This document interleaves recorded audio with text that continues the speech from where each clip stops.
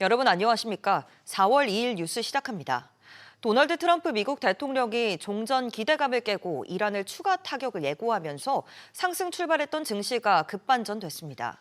하락폭을 키우던 코스피와 코스닥은 매도 사이트가가 발동돼 어제 상승분을 거의 반납했습니다. 최윤아 기자. 네, 최윤아입니다. 네, 증시 상황 먼저 전해주시죠. 네, 코스피는 5% 넘게 떨어지며 전날 상승분을 대부분 반납해 매도 사이드카가 발동됐습니다. 외국인이 5천억 원 가까이 매도하며 10일 거래일 때 지수를 끌어내리고 있습니다. 코스닥도 1%대 상승 출발했지만 하락폭을 키우다 역시 매도 사이드카가 발동됐는데요. 개인이 6천억 원 넘게 사고 있지만 외국인과 기관 동반 매도에 지수가 급락하고 있습니다. 장 시작 전 도널드 트럼프 미국 대통령이 대국민 연설에서 종전을 선언할 것이라는 기대감이 커졌는데요. 예상과 달리 한국을 직접 거론하며 호르무즈 해협 협조에 대한 불만을 드러내자 증시가 곧바로 반응했습니다. 네, 또 어제 폭등했던 반도체주들 다시 하락하고 있죠. 네, 삼성전자와 SK하이닉스는 하루 만에 다시 하락 전환했습니다. 어제 각각 13%대, 10%대 폭등했던 삼전 SK하이닉스는 각각 6%, 7% 넘게 폭락하고 있습니다. 다만 증권가에서는 두 회사의 1분기 영업이익률이 역대 최대를 기록할 것이란 전망도 나오고 있습니다. 시가총액 상위주 대부분이 하락하는 가운데 호재가 있던 종목만 상승을 보이고 있습니다. 유럽향 배터리 출하 개선 전망에 삼성 SDI는 2% 넘게 오르고 있고 폴란드 현지에 국산 로켓 천무 3차 수출을 시작한다는 소식에 하나 에어로스페이스도 4%대 강세를 보이고 있습니다. 1분기 호실적 전망이 나오며 삼성 바이오로직스도 빨간불을 켜고 있습니다. 종전 기대감에 30원 가까이 급락 마감했던 달러원 환율은 트럼프 발언 이후 급등해 1,520원을 돌파했습니다. SBS 비즈 최윤아입니다. 오늘 증시 급락의 핵심 사건, 도널드 트럼프 미국 대통령의 연설 내용 정리해보겠습니다. 이한승 기자, 트럼프 대통령 기대했던 종전커녕 석유시설 타격까지 거론했습니다. 네, 그렇습니다. 트럼프 대통령은 대국민 연설을 통해 앞으로 2, 3주 동안 이란에 매우 강력한 타격을 가할 것이라고 예고했습니다. 그러면서 이 기간 합의가 이루어지지 않는다면 이란의 모든 발전소를 초토화시키고 이란을 석기 시대로 되돌릴 것이라고 경고했습니다. 트럼프 대통령은 그동안 석유시설을 타격하는 것이 가장 쉬운 목표임에도 타격하지 않았다며 미국의 뜻대로 합의되지 않으면 생존이나 재건의 기회조차 주지 않을 것이라고 밝혔습니다. 그러면서 이미 이란은 방공망이 무너졌고 해군과 공군도 전멸했기 때문에 아무것도 할 수 없다고 승리를 자신했습니다. 트럼프 대통령은 핵심 전략 목표 달성이 임박했다며 거의 다 왔고 아주 빠르게 임무를 완수할 것이라고 강조했습니다. 네, 연설 직후 국제 유가도 급등 전환했습니다. 지금도 계속 오르고 있는데 트럼프 대통령은 가격 하락을 자신했죠. 네, 트럼프 대통령은 미국은 호르무즈 해협을 통해 거의 석유를 수입하지 않는다며 그것이 필요하지 않았고 지금도 필요하지 않다고 밝혔습니다. 이어 전쟁이 끝나면 해협이 자연스럽게 열릴 것이라며 중동에서 원유를 공급받는 나라들이 스스로 안전을 지켜야 한다고 덧붙였습니다. 그러면서 해협이 다시 열리면 석유 가격은 빠르게 하락할 것이고 주가도 빠르게 상승할 것이라고 강조했습니다. 트럼프 대통령은 미국은 사우디아라비아와 러시아를 합친 것보다 더 많은 석유와 가스를 생산한다며 미국에서 석유를 구매하라고도 말했습니다. SBS 비즈 이한승입니다. 중동과 관련해서는 새로운 소식 들어오는 대로 다시 전해드리고요. 국내 경제 상황 분석해보겠습니다. 전쟁이 본격화됐던 3월의 소비자 물가가 집계됐습니다. 석유류 물가가 두 자릿수 급등하면서 전체 물가를 밀어올린 걸로 나타났는데요. 이제 시작이라는 우려도 나옵니다. 이한나 기자, 지난달 전체 물가 얼마나 올랐습니까? 네, 지난달 소비자 물가 지수는 118.8로 1년 전보다 2.2% 오르면서 석 달 만에 가장 큰 상승폭을 기록했습니다. 전체 물가 상승을 주도한 건 석유류로 1년 전보다 9.9% 상승하면서 전체 소비자 물가를 0.39%포인트 끌어올렸습니다. 이 상승률은 러시아, 우크라이나 전쟁 충격이 이어졌던 2022년 10월 이후 3년 5개월 만에 가장 높은 수준입니다. 특히 경유가 17%, 휘발유가 8% 오르는 등 기름값 부담이 두드러졌는데요. 미국과 이란의 전쟁 여파로 국제 유가가 급등한 데다 고환율이 본격 반영되기 시작한 영향입니다. 네, 그런데 이 석유류가 많이 오르긴 했지만 전체 물가가 안정세를 유지했는데 그 이유는 뭐고 앞으로는 어떻게 되겠습니까? 네, 석유류가 물가를 밀어올렸지만 농산물 가격 하락이 이를 일부 눌렀습니다. 농산물은 5.6% 하락하면서 전체 물가를 0.25%포인트 낮추는 효과를 냈습니다. 밥상 물가를 보여주는 신선식품 지수도 6.6% 내렸습니다. 반면 축산물은 6.2%, 수산물은 4.4% 올라 먹거리 부담이 완전히 해소된 상황은 아닌데요. 생활 필수품 중심의 생활 물가 지수도 2.3% 상승했습니다. 변동성이 큰 식료품과 에너지를 제외한 근원 물가도 2.2% 올라 기름값만의 문제가 아니라 물가 전반의 오름세도 이어지고 있는 것으로 분석되는데요. 유상대 한국은행 부총재는 4월 이후에는 국제유가 급등 영향이 더 반영되면서 소비자 물가 오름폭이 확대될 수 있다고 전망했습니다. SBS 비즈 이한나입니다. 국회에선 전쟁 추경과 관련해 이재명 대통령이 시정연설에 나섰습니다. 중동 사태 장기화에 따른 위기감과 함께 신속한 추경 처리의 필요성을 강조했는데요. 취재기자 연결합니다. 김성훈 기자. 네, 김성훈입니다. 네, 이 대통령 이 경제 위기 상황을 여러 차례 언급했어요. 네, 그렇습니다. 이재명 대통령은 오후 2시에 국회를 찾아 추경 관련 시정연설을 마쳤는데 이 대통령은 중동 전쟁이 야기한 중차대한 위기 앞에 국민의 삶과 경제를 지켜야 한다는 절박한 심정으로 이 자리에 섰다며 연설을 시작했습니다. 한 달 넘게 이어지고 있는 중동 사태와 관련해선 언제 끝날지 알 수 없는 불확실성은 경제에 큰 영향을 미치고 있다면서 어렵사리 되살린 경제 성장의 불씨가 사그라들지는 않을까 우려된다고 했습니다. 그러면서 석유 공급 차질이 광범위하게 민생을 위협하고 있다면서 민생 경제가 전시 상황이라는 엄중한 인식을 갖고 위기를 타개하기 위해 총력을 기울이고 있다고 강조했습니다. 네, 그리고 국회를 향해선 신속한 추경안 처리를 얘기했죠. 그렇습니다. 이 대통령은 국민이 낸 세금을 국민이 필요로 하는 곳에 적기에 사용하는 것이 정부의 마땅한 책무라고 추경 편성 이유를 소개했는데요.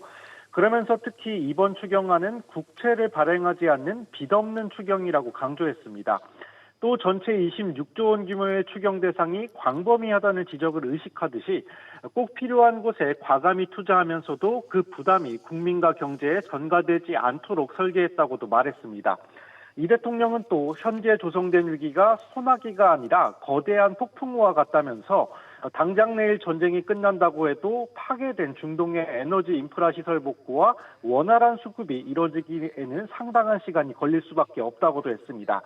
끝으로 위기 극복의 성패는 속도에 달려있다면서 추경 처리에 초당적 협력을 당부했습니다. SBS 비즈 김성훈입니다. 이번 주 서울 아파트 값이 2주 연속 상승폭을 키웠습니다. 정부의 부동산 규제에 강남구는 3년여 만에 가장 크게 떨어졌지만 상대적으로 접근이 가능한 이 서울 외곽 지역으로 실수요가 몰렸기 때문입니다. 보도에 최지수 기자입니다. 서울 노원구 월계동 한 아파트입니다. 9억 중후반대에서 거래되던 전용 59제곱미터가 지난 2월 11억 원에 팔리며 신고가를 경신했습니다. 정부의 대출 규제 속에서도 15억 원 이하 아파트는 주택담보대출이 최대 6억 원까지 가능하기 때문입니다. 요새 신혼부부들 보니까 한 5억 중후반까지는 다 받고 들어오시던데요. 지금 젊은 분들이 사시기에는 나쁜 금액대는 아니라고 판단이 되나 봐요. 서울 외곽 중저가 아파트로 수요가 집중되면서 이번 주 노원, 도봉, 강북구 아파트 값은 일제히 전주 대비 상승폭을 키웠습니다. 강북을 중심으로 대출 가능 구간까지 이른바 키 맞추기 현상이 본격화하면서 이번 주 서울 아파트 값은 0.12% 올라 상승세가 가팔라졌습니다. 다만 서울 전역이 함께 오른 것은 아닙니다. 강남 3구는 다주택자 절세 매물 영향으로 하락세가 이어졌고 특히 강남구는 3년 3개월 만에 가장 큰 폭으로 내렸습니다. 7월에 세제 개편을 앞두고 있고 현재 보유세라는 그 키워드가 생각보다 불확실성으로 시장에 크게 작용을 하고 있어서 이제 사업자 대출이나 P2P 대출 같이 대체 유동성 역할을 할 수 있는 대출 경로를 원천 차단하기 때문에 좀 지켜볼 필요가 있겠습니다. 서울 전세값은 0.15% 오르면서 상승세를 이어갔습니다. 전세 수요는 꾸준한데 서울 아파트 전세 부족이 심화되면서 무주택 실수요자들의 주거비 부담은 더 커질 전망입니다. SBS 비즈 최지수입니다. 다음 소식입니다. 서울의 아파트 증여가 3년 만에 가장 크게 늘어난 걸로 나타났습니다. 다주택자 규제 속 파는 것보단 주는 걸 택하는 자산가가 많았다는 건데 어떤 흐름인지 알아보겠습니다. 서주현 기자. 일단 증여 건수 얼마나 됐습니까? 네, 대법원의 등기정보 강장에 따르면 지난달 서울의 아파트와 오피스텔 등 집합 건물 증여 건수는 1,345건으로 2022년 12월 이후 3년 3개월 만에 가장 많았습니다. 주택수가 많은 경기도보다도 서울에서의 증여가 100여 건 많았는데요. 강남구가 가장 많았고 송파, 노원, 마포가 그 뒤를 이었습니다. 연령대로 보면 증여를 한 사람은 70대 이상이 눈에 띄게 많았고 60대, 50대 순이었고 증여를 받은 사람은 30대와 40대가 많았습니다. 네, 나이가 많을수록 그러니까 이 확률적으로 자산보다 소득이 부족할수록 이 증여가 많았다는 거네요. 세금의 영향을 받은 것 같죠? 네, 그렇습니다. 이 다주택자 양도소득세가 중과되고 고가주택을 중심으로 보유세 부담도 급증할 것으로 예상이 되면서 노년층이 자녀에게 증여하는 경우가 늘고 있다는 분석입니다. 정부는 다음 달 9일까지인 다주택자 양도소득세 중과 유예 기간을 연장하지 않겠다고 밝히면서 바로 다음 날인 10일부터 양도세 중과가 시행됩니다. 이에 따라 서울 전체와 과천, 광명 등 경기 12곳 조정 대상 지역 다주택자는 6에서 45%의 기본 세율에 더해 주택수에 따라서 20에서 30%포인트가 가산된 세율을 적용받게 됩니다. SBS 비즈 서주현입니다. 가상자산 거래소의 차고 송금으로 대규모 코인을 잘못 지급한 사건에 대해 올해 초 법원이 이를 돌려줘야 한다는 판단을 내렸습니다. 오입금을 받은 이용자는 항소했지만 결국 최근 취하했는데요. 60조 원 규모의 오지급 사태를 일으켰던 빗썸도 남은 회수의 청신호가 켜졌습니다. 취재기자 연결해 자세히 알아보겠습니다. 신다비 기자. 네, 신다입니다. 네, 먼저 사건 경위부터 정리해 주시죠. 네, 글로벌 2위 가상자산 거래소인 바이비트가 200억 원 상당의 코인을 투자자에게 잘못 지급한 사건에 대해 코인을 받았던 수익자 측이 어제 항소 취하서를 제출했습니다. 앞서 지난 2월 1심 재판부는 거래소의 손을 들어줬는데요. 당시 프로그램 오류로 약 200억 원 규모의 코인이 잘못 지급됐지만 이용자가 일부를 다른 가상자산으로 교환해 인출하면서 25억 원어치가 회수되지 않았습니다. 재판부는 이 가상자산을 법률상 원인 없는 급여인 부당이득으로 보고 해당 코인을 반환하거나 반환이 어려울 경우 판결 시점 기준 시세로 배상하라고 판결했습니다. 이후 수익자와 거래소 모두 선고했으나 결국 철회했는데요. 재판이 길어질 경우 법정이자 부담 가중과 같은 실익을 고려한 결정으로 해석됩니다. 네, 비슷한 사고가 있었던 빗썸으로서는 눈여겨볼 만한 사례네요. 네, 그렇습니다. 빗썸은 지난 2월 이벤트 보상 지급 과정에서 비트코인을 대량으로 잘못 지급하는 사고가 있었는데요. 대부분은 회수가 됐지만 당시 시세로 약 130억 원 규모의 비트코인 125개는 환수되지 못했습니다.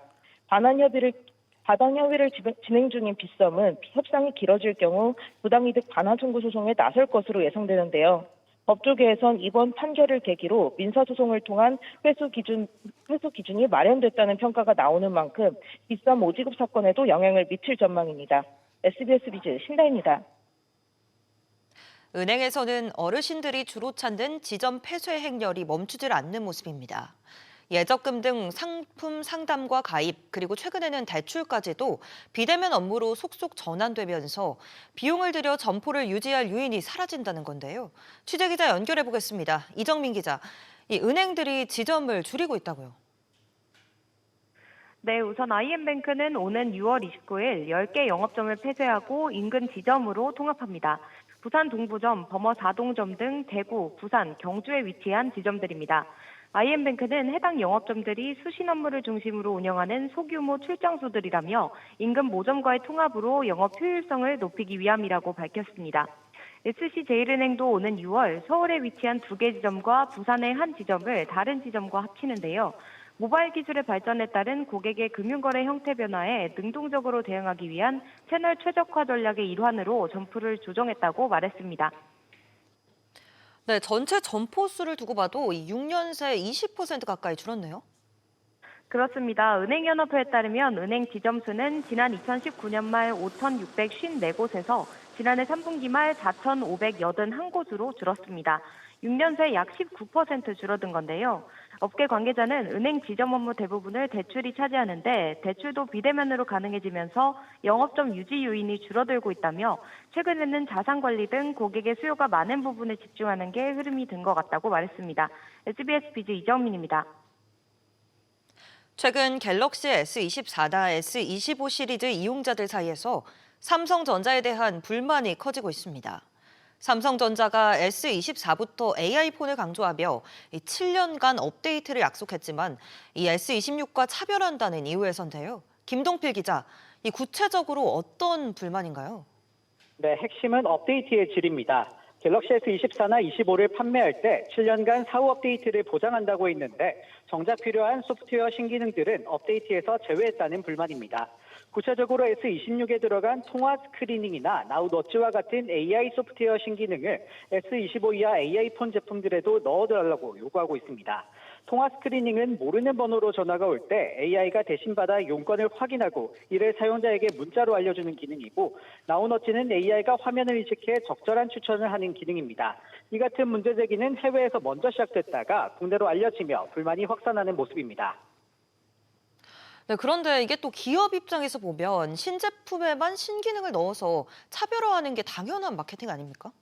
네, 그렇습니다. 다만 2년 전 노태문 사장이 업데이트 지원을 7년으로 늘리면서 프리미엄 제품을 더 오래 쓰고 싶어하는 소비자 니즈가 있다고 강조했던 점이 발목을 잡았습니다. 단순히 폰이 고장 안 나게만 해주는 게 아니라 최신 경험을 유지해주겠다고 공언하면서 소비자의 선택을 받았기 때문입니다. 경쟁사 애플의 경우 유사한 스크리닝 기능을 작년 말 도입하면서 아이폰 11까지 적용해주기도 했습니다. 아이폰 11이 2019년 출시됐으니 7년 전 모델까지 소프트웨어 신기능을 넣어준 셈입니다. 일부 소비자들 사이에선 S25 출시 때는 이전 모델의 AI 기능을 비교적 빠르게 확대한 전례가 있었는데 이번에는 기조가 달라진 것 아니냐는 문제 제기도 나옵니다. 결국 7년 지원을 약속해놓고도 그 범위가 핵심 AI 기능까지 포함하는지 삼성이 더 충분히 설명했어야 한다는 지적입니다. SBS 비즈 김동필입니다. SK텔레콤의 대표 구독 서비스인 티우즈에서 핵심 파트너였던 G마켓이 발을 뺍니다. 한때 윈윈 전략으로 꼽혔던 동맹을 끝내고 G마켓이 독자 생존이라는 승부수를 던진 걸로 보이는데요. 자세한 내용 취재기자 연결합니다. 김기송 기자. 네, 김기송입니다. 네, 둘의 제휴가 2년도 채 못 가게 했군요. 네, 그렇습니다. SK텔레콤과 G마켓이 쇼핑 제휴를 중단합니다. SK텔레콤은 오는 6월 1일부터 G마켓 연계 구독 상품의 운영을 종료한다고 밝혔습니다. 이에 따라 이달 4월 30일부터는 신규 가입과 정기 결제도 중단됩니다. 고객들은 5월 결제일까지 다른 상품으로 구독을 변경해야 합니다. G마켓은 활용도가 낮은 부가 서비스보다 쇼핑 혜택에 집중해서 애용하는 헤비 유저를 정조준할 계획입니다. 네, 이제는 독자 멤버십을 선보인다고요. 그렇습니다. 이달 중에 나오는데요. 현재 쿠팡과 네이버 쇼핑뿐만 아니라 알리와 테무 등 중국판 쇼핑 플랫폼에도 이용자 수가 밀리는 게 현실입니다. 종합몰 앱 8곳 가운데 지난달 이용자 수가 줄어든 곳은 G마켓이 유일했을 정도입니다. 이런 흐름을 감안하면 새로운 멤버십 출범은 흔들리는 고객 기반을 다시 붙잡기 위한 승부수에 가까운데요. 이 T우주 패스의 G마켓 제휴 멤버십은 출시 한 달 만에 4만 명이 가입할 정도로 인기였는데, 다만 이미 소비자들이 쿠팡과 네이버 등 기존 멤버십에 익숙해져 있던 만큼 G마켓의 새 멤버십이 추가로 지갑을 열게 할 만큼 매력적인지는 지켜봐야 합니다. SBS 비즈 김기송입니다. 중동 전쟁에도 올해 3월 국내 완성차 업계가 판매량 반등에 성공했습니다. 업계에 따르면 국내 완성차 5개 회사의 3월 판매는 71만 5천여 대로 1년 전보다 1.4% 증가했습니다. 2월 설 연휴에 따른 영업일수 감소로 전년 대비 줄었지만 한 달 만에 다시 플러스로 돌아섰습니다. 업체별로는 현대차 판매만 2.3% 감소한 가운데 나머지 4개 회사 모두 판매량이 늘었습니다.